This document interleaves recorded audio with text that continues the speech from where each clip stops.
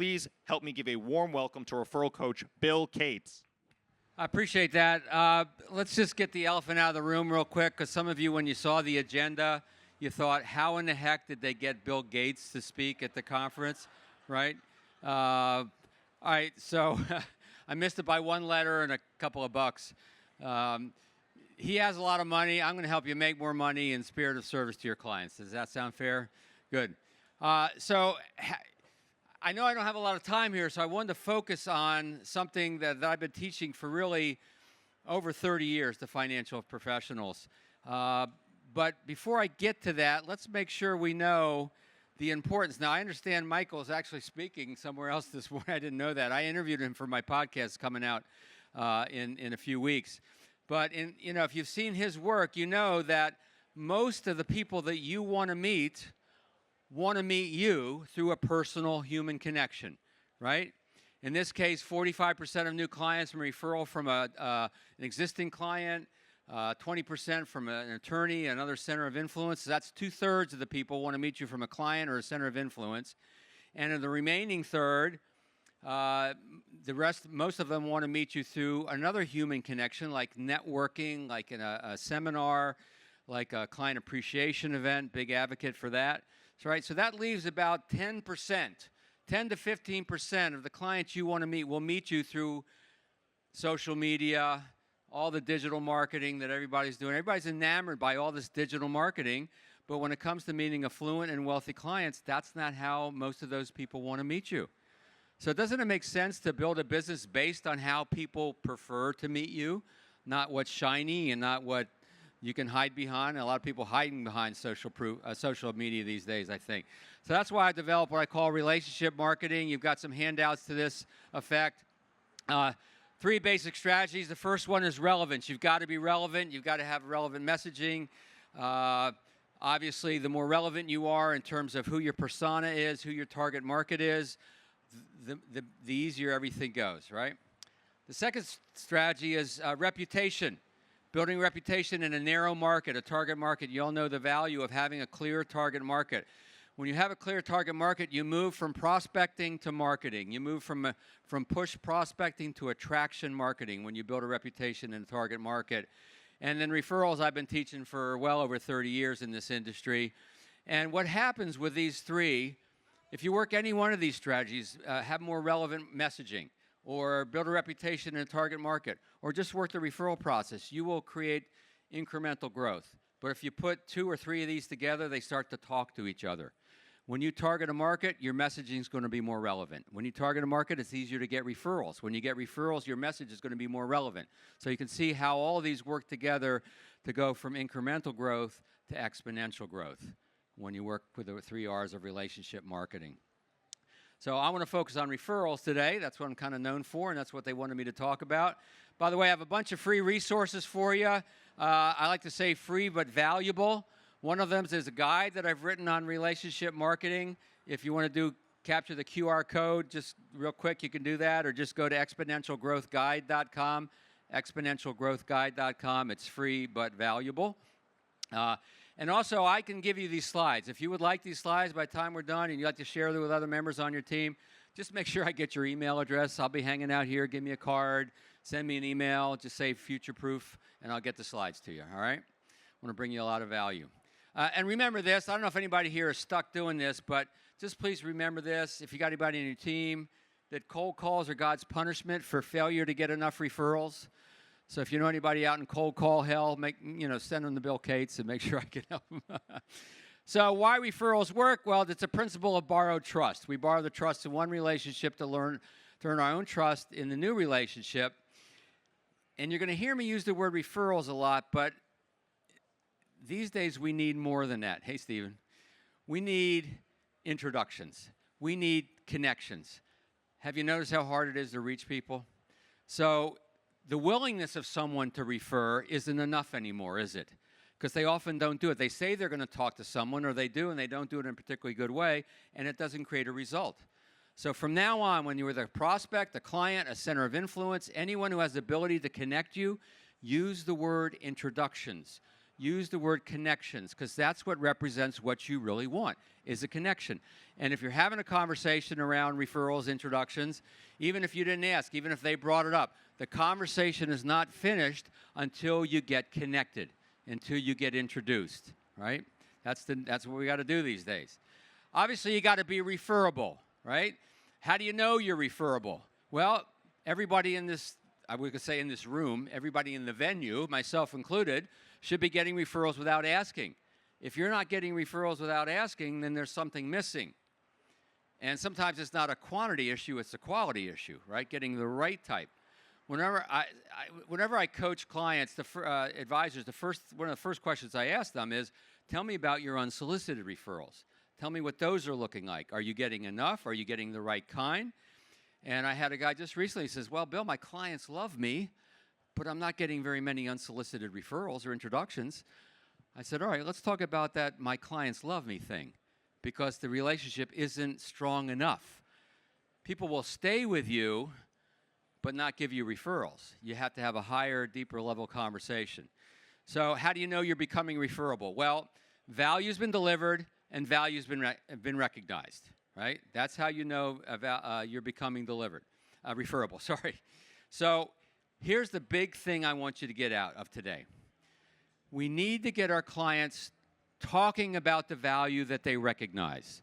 We need to get them speaking it, not just in writing, but out loud, orally.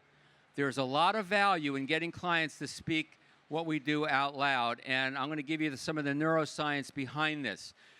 Have you ever had a situation where you weren't sure about something in your life, personal, business, and you got a friend, you got a colleague, and you say, sit down, I need to talk this out, right? And you start talking out your situation, and you start to suggest maybe what you might do, and before your friend or colleague even utters a word, you've already become clear on the answer, right? There's a lot of value in talking it out, and the brain works that way. The brain pays attention. So first of all, when you get your prospects and clients speaking out the value, and I'll give you some very specific tactical words. We're going to get very tactical in a minute. But when you get them speaking it out, it strengthens their memory, their clarity. They become clear on the value when you get them to speak it out. It also, it reinforces, right? When you ask them about the value they feel they're getting from the relationship or the process you've put them through, it reinforces that value, and ultimately what it does is it wires the brain to help them talk about you to others. When you get your clients speaking out the value to you, they become better equipped to speak that value out to other people. That's the thing we want to get, and most advisors, unfortunately, don't really do this. Your clients say good things. They say value-recognizing statements. That's good. Those are important. But I want to encourage you to start probing. And let me give you some very specific language here so you know what this looks like. I call it the value discussion. First of all, it brings the value to life, as we've talked about. They get more in touch with the value when they speak it out. You occasionally run into an unexpressed issue. Most of the time when advisors use the value discussion the way I teach, you're just going to get 90% of the time or more positive, good stuff, right? Every now and then, you may run into a client that's got a lingering complaint, a little something that needs to get expressed. And here's the principle behind this. You all know this. Tell me if you believe this. A relationship that's had a problem that's been handled well is a stronger relationship than one that's never had a problem. True? Yeah. So that's what we're looking for. We're looking to ferret out any of those disconnects in expectations.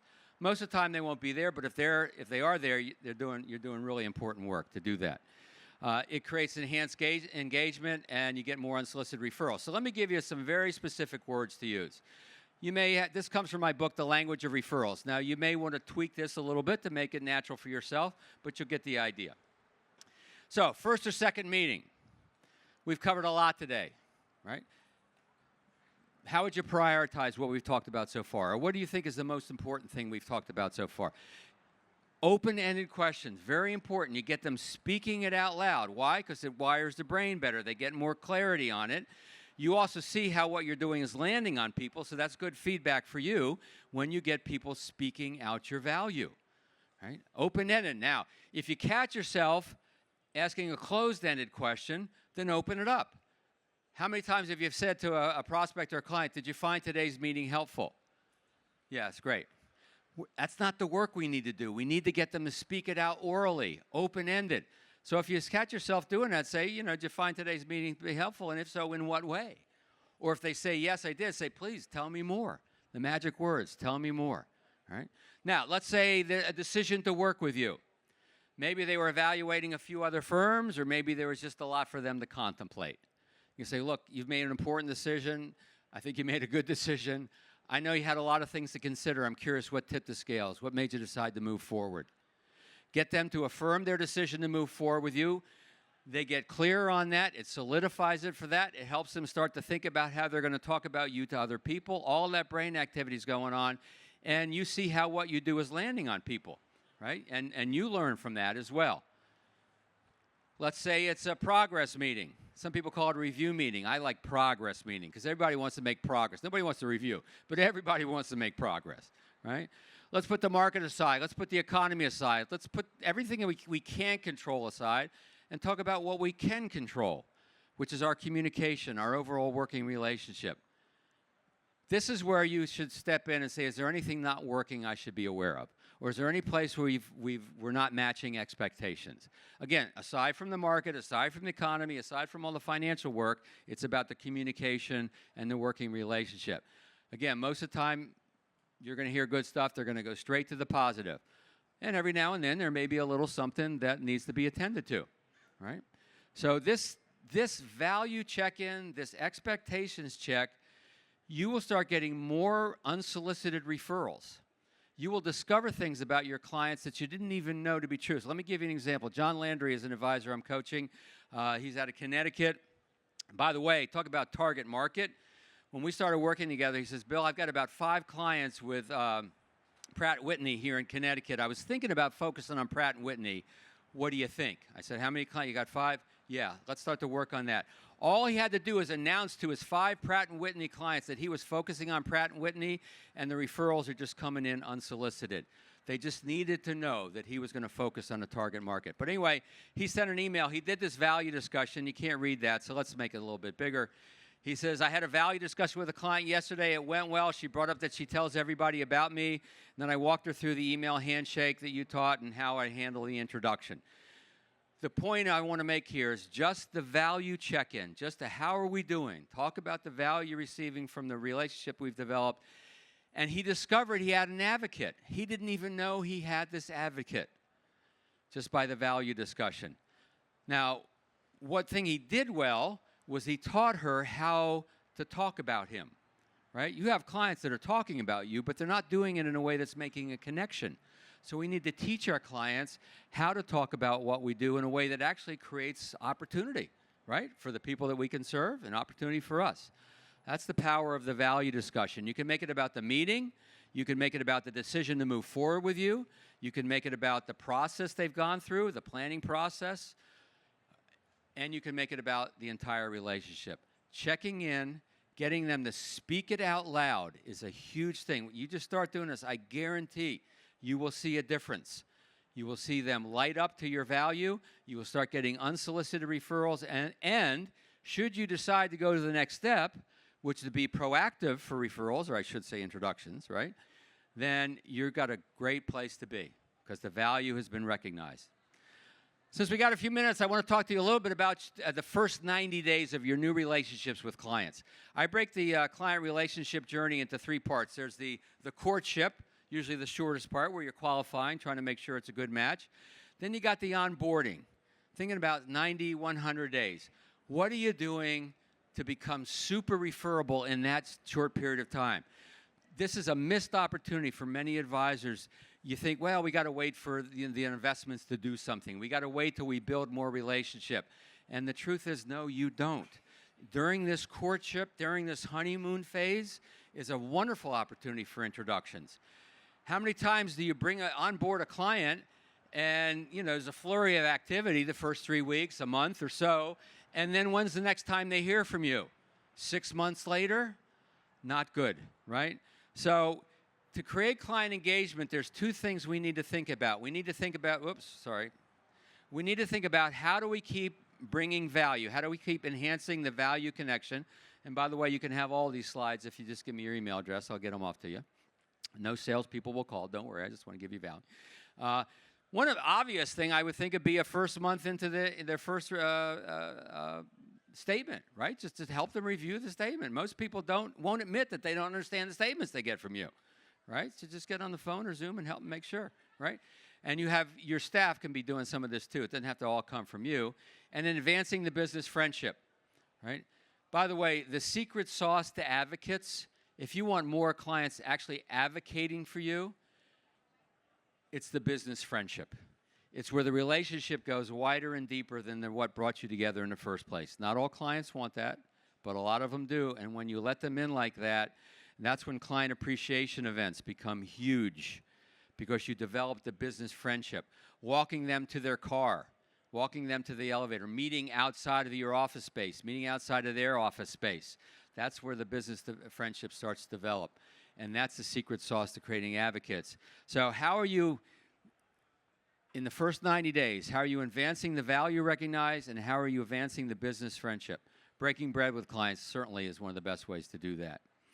Let me give you a couple of examples. Some of you may know Brian Sweet. I interviewed from, by the way, I have a podcast. It's free. Just go to topadvisorpodcast.com. I'm not trying to sell you anything other than using these ideas. Now, what Brian does is pretty cool in the first 90 days is he does what he calls a vision board. We used to do these by, cutting out pictures from magazines and getting Elmer's glue and putting them on a poster board. Now we can do it all digitally, of course. But imagine going through with one of your clients their dreams, their vision for what they want to have in their life and what they want to do in their life and where they want to go and where they want to be. Do you think that's going to develop a stronger relationship with those people? And you think a little bit of your vision for your life and what you're trying to create for yourself and your business infuses into that? That's what creates a business friendship. And you can do that in the first 90 days. Brian gets a lot of referrals. The financial work he does is obviously referable, but this vision board idea is huge. People want to go through the process. It's the process of doing business with you that makes you more referable. Let me tell you about Lester. Lester had an item on his bucket list. He always wanted to be a bartender. He wanted to know what it would be like to do a bartend event. So his wife said, well, let's do a client appreciation event, and you can be the bartender. And so we did that, and everybody came, and all his clients came with an item on their bucket list, knowing that Lester's bucket list item was the 10 bar. So talk about a mix and mingle with all these clients. What's on your bucket list? What's on your bucket list? And that has now become the theme for the work that he does with his clients. He makes sure he knows what's on their bucket list, and he makes sure money is set aside if that's appropriate. He makes sure that he supports them in any way he possibly can. This is another way to think about Dream Board, but just a little more, earthy. What's on your bucket list? Let me help you get there. Makes it very tangible. I was coaching a couple of advisors on the West Coast about their value proposition. And one of the things I coach advisors do is to talk to clients about the value prop. Talk about how you're thinking about talking about your value. Get feedback from your clients, because they will give you words and phrases that you never would think about of how to talk about your value. I had one advisor said, I just tell people Bill Gates makes asking for referrals as natural as breathing.